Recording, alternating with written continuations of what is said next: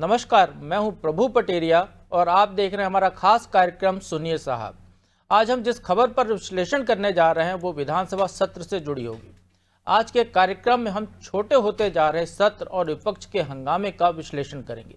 कुछ पुराने आंकड़े भी आपके सामने रखेंगे ताकि आपको ये समझने में आसानी हो कि आपके पैसे से चलने वाला सदन माननीय में जो शामिल होते हैं माननीय वो कितना काम कर रहे हैं और कितना हो हल्ला इसमें हो रहा है। जनता के मुद्दों पर चर्चा की जगह हंगामा क्यों हो रहा है और क्यों सत्र की अवधि को लगातार छोटा किया जा रहा है, ये भी समझाने की कोशिश करेंगे। तो चलिए इस खबर को और बारीकी से आपको बताते हैं।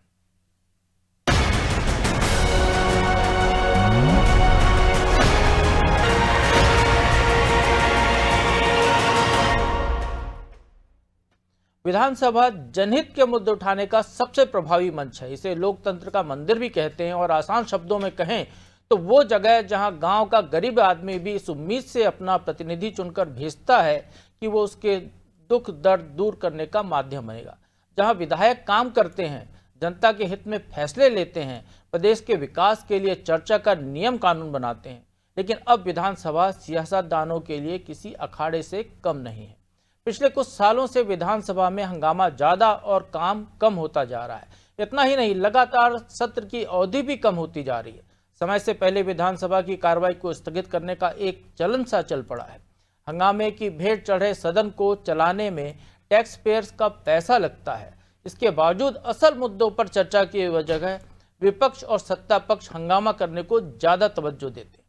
शायद ऐसा कर वो खबरों के फ्रंट पेज और टीवी न्यूज चैनलों की हेडलाइन में जगह तो पा लेते हैं, लेकिन इसका नुकसान जनता को होता है, जिन्होंने चुनकर विधायकों को सदन में भेजा है कि वो उनकी भलाई के लिए काम करेंगे और फैसले लेंगे। लेकिन क्यों विधानसभाओं में बैठकों का दौर कम हो रहा है और आखिर काम से ज्यादा हंगामा करना सियासतदानों को क्यों भा रहा है, आज इसका विश्लेषण करते हैं।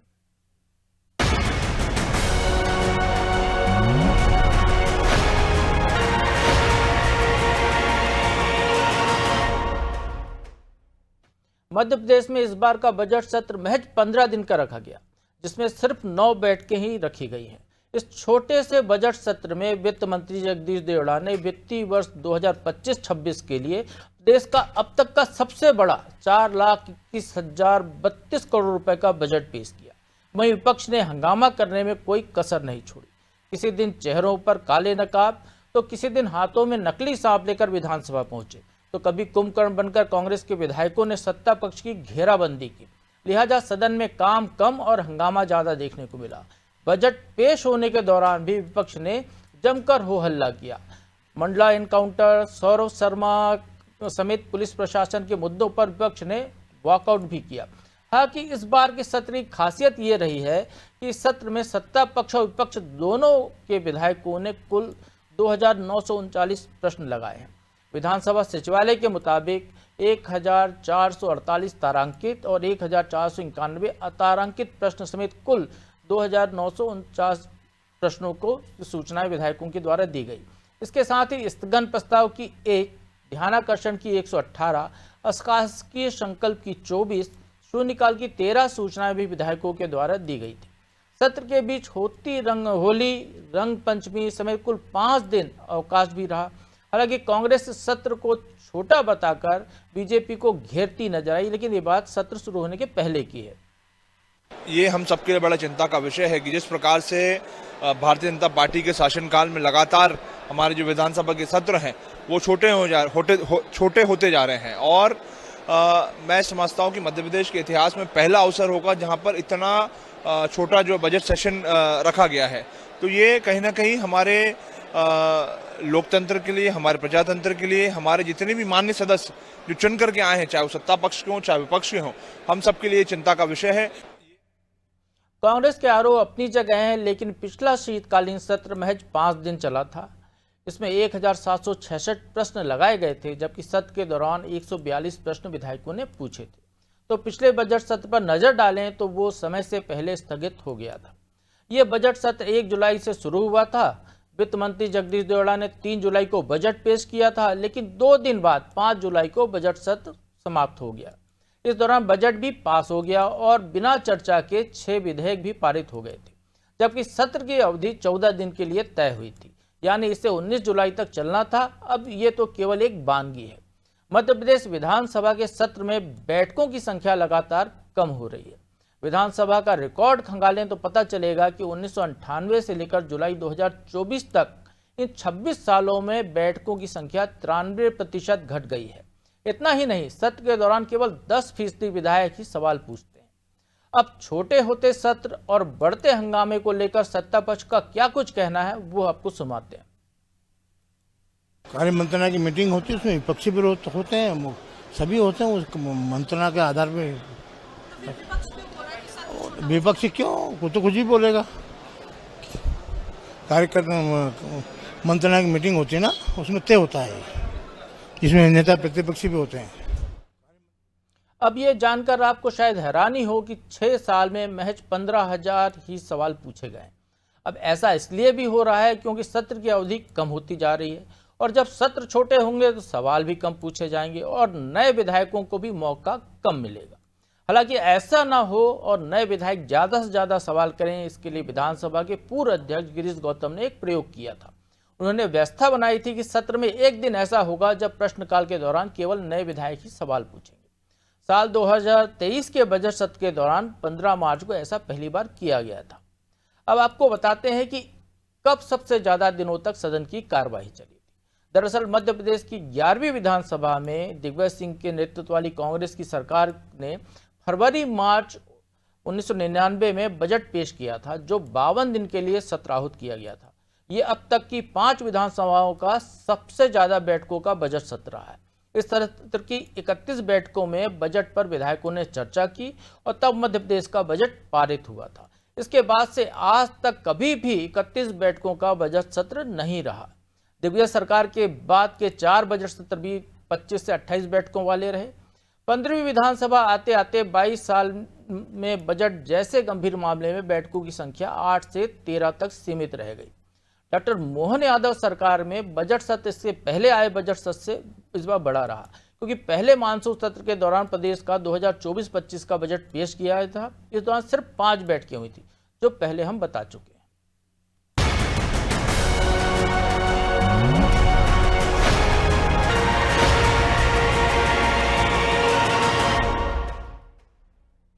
तो चलिए अब आपको बताते हैं कि सदन की हर घंटे की कार्रवाई में कितना रुपया खर्च होता है। तो जान लें कि एक दिन के प्रश्नकाल पर औसतन 50 लाख रुपए तक का खर्च आता है। ये राशि विधानसभा की एक दिन की बाकी कार्रवाई के कुल खर्च से भी ज़्यादा है, क्योंकि सदन की हर घंटे की कार्रवाई 2.5 लाख रुपए की पड़ती है, यानी 5 घंटे सदन चला तो कुल खर्च 12.5 लाख रुपए तक आता है। हालांकि सत्र लंबा हो, इसको लेकर कोई पहल होती फिलहाल नहीं दिख रही है। जो विपक्ष ये चिंता जता रहा है कि अवधि छोटी होती जा रही है, वही हंगामा कर सदन में समय को बर्बाद करने में कोई कसर नहीं छोड़ रहा। तो चलिए आज इस मुद्दे पर और चर्चा करते हैं और समझते हैं कि आखिर क्यों ऐसा हो रहा है। हमारे साथ जुड़े हैं हमारे विशेष पत्रकार संपादक रंजन श्रीवास्तव जी। स्वागत है रंजन जी आपका। नमस्ते प्रभु जी। तो रंजन जी, ये जो विधानसभा का सत्र है ये दिन ब दिन छोटा होता जा रहा है, इसको कैसे देखते हैं आप, पहले तो ये बताएं। बड़ा आपने अच्छा विषय उठाया है और जो आंकड़े दिया आपने बड़ा ही मतलब, तो पता था कि सत्र छोटे होते जा रहे हैं, लेकिन एक जो आंकड़ा दिया 93% तक छोटे हो गए, ये बहुत ही गंभीर और आंख खोलने वाला है। ये बहुत ही चिंतनीय विषय है, इसमें कोई संदेह नहीं। आप भी देख रहे हैं, हम भी देख रहे हैं, पिछले 20 सालों से सत्र छोटे हो रहे हैं। और मैं इसको ऐसे देखना चाहूंगा कि विपक्ष हल्ला तो करता है, लेकिन मैं पूरे सदन की बात करूंगा। पूरे सदन में चाहे बिल हो, चाहे सवाल हो, या ध्यानाकर्षण प्रस्ताव हो, या बजट हो, उस पर जो चर्चा होती है उसको लेकर जो गंभीरता हुआ करता था पहले, अब जो गंभीरता है, अगर गंभीरता बोले तो जिस रेशियो में, जिस अनुपात में गंभीरता कम होती जा रही है विधायकों में चर्चा करने के लिए, उसी अनुपात में सत्रों का दिन भी छोटा होता जा रहा है, ड्यूरेशन छोटा होता जा रहा है। मैं इसको ऐसे मानूंगा।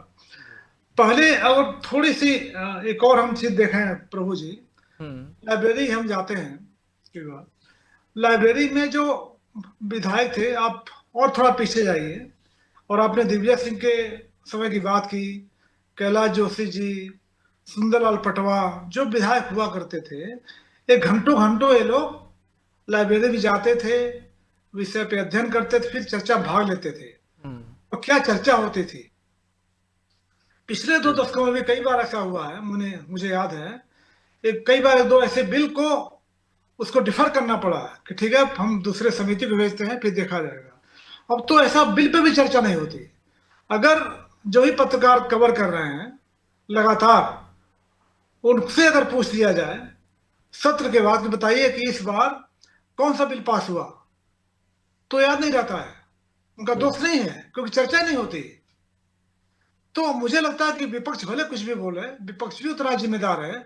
मान लीजिए अगर 2 बार, ठीक है आप कहते हैं सत्र लंबा होना चाहिए, 2 बार बायकॉट कीजिए, तीसरी बार अपने आप हो जाएगा। और 2 सत्र बिल्कुल बायकॉट कीजिए, हमें सत्र लंबा चाहिए। लेकिन मेरा मानना है कि किसी की गंभीरता नहीं है, इसलिए चर्चा भी नहीं होती, बिल भी बिना चर्चा पास हो जाते हैं और सत्र भी छोटा होता जा रहा है। रंजन जी, एक दिन में 22 मांग संख्या और उन 22 मांग संख्याओं में 50 विभागों की अनुदान मांगों पर चर्चा होने के साथ ही बजट पारित हो गया है इस बार का मध्य प्रदेश विधानसभा का जी। तो 3 दिन मेरे ख्याल से अनुदान मांगों पर चर्चा हुई है जी। तो अब यदि आप पुराने दिनों को याद करते हुए यदि देखें तो पहले अनुदान मांगों पर एक दिन में 3-4 विभागों से ज़्यादा चर्चा नहीं हो पाती थी। बहुत कई सदस्य भाग लेते थे, लंबी चर्चा चलती थी, फिर मंत्री का बड़ा जवाब आता था।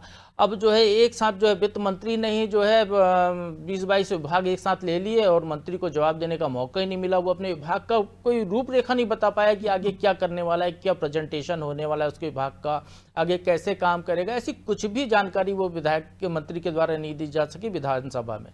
तो इस तरीके की स्थितियां निर्मित होने के लिए केवल सत्ता पक्ष को हम जिम्मेदार कैसे मान सकते हैं, क्योंकि विपक्ष यदि दबाव बनाए सदन के अंदर तो चर्चा निश्चित तौर पर होती है। यदि विपक्ष चाहे तो चर्चा होगी। मैंने वही कहा प्रभु जी कि विपक्ष हल्ला जरूर करता है। देखिए सत्ता पक्ष को तो ये मुफीद करता है, मुफीद है उसके लिए कि जितना सत्र छोटा रहेगा वो जवाबदेही से बचेंगे।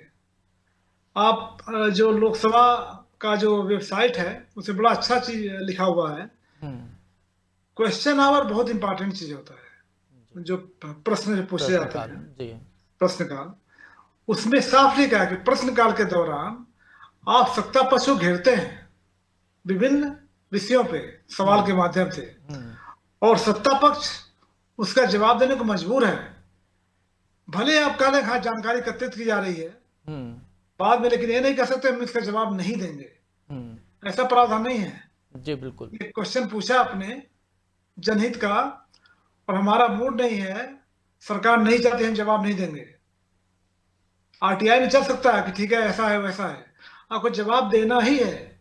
हाँ डिफर कर सकते हैं कि जानकारी एकत्रित की जा रही है कुछ, लेकिन बाद में भी जवाब देना ही है। हाँ टाल तो सकते हैं उसको, लेकिन जवाब तो देना ही पड़ेगा आपको, सवाल लग देना ही है, देना ही है अगर एक्सेप्ट हुआ है क्वेश्चन तो जब इतना अच्छा आपके पास विपन है, टूल है सत्ता पक्ष को घेरने का, तो इससे अच्छा मौका क्या मिलेगा विपक्ष के पास। लेकिन अगर आप प्रश्नकाल को भी अगर बाधित करेंगे, उसको छोड़ देंगे, उसका फायदा नहीं उठाएंगे, तो सत्ता पक्ष के लिए फायदा है। वो तो चाहता है कि ठीक है आप हटो, अपना काम करते रहेंगे। तो मेरा मानना है कि सत्ता पक्ष के ज्यादा विपक्ष की जिम्मेदारी ज्यादा है सत्ता पक्ष को घेरने में और सत्र को लंबा करने में। लेकिन विपक्ष ऐसी भूमिका निभाता कहाँ दिख रहा है रंजन जी? कमलनाथ जो इतने पूर्व मुख्यमंत्री हैं, इतने सीनियर नेता हैं, जिनको लंबा संसदीय अनुभव है 40 साल 45 साल का, वो एक दिन आते हैं हाजिरी लगाने के लिए, कुछ देर सदन में अपनी हाजिरी लगाकर वो चले जाते हैं। उन मुद्दों पर, ओबीसी आरक्षण जैसे बड़े मुद्दे पर वो ट्वीट करते हैं, मध्य प्रदेश में अपराध के मामलों पर वो ट्वीट करते हैं, सदन के अंदर आकर उस बात को नहीं रखते, जबकि शून्यकाल में भी समय दिया गया है कि अब शून्यकाल में भी आप मुद्दे उठा सकते हैं।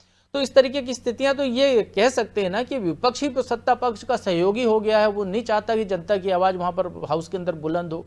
बाहर नाटक नौटंकी जरूर वो करेंगे, जैसा हम दिखाई रहे हैं आपको कि वो कभी नकली सांप लेकर आ गए, कभी कुंभकर्ण बना दिया किसी को, वहाँ पर पुंगी बजा रहे हैं, कभी काले कपड़े लेके आए। लेकिन ये सारा चीज़ें वो बाहर हो रही हैं, अंदर नहीं हो रही है। जिस मुद्दे को लेकर कांग्रेस ये सदन के बाहर हंगामा कर रही है, सौरभ शर्मा के मामले पे, उस मुद्दे को ही सदन में उठाने उनको 7 दिन लग गए। 7 दिन बाद उस मुद्दे पर सदन में चर्चा की, जबकि ये मुद्दा तो इस विधानसभा सत्र शुरू होने के बहुत महीनों पहले का है, बहुत समय से गर्म मामला है, लेकिन उस पर वो चर्चा करने के लिए उनको 8 दिन का समय लग गया।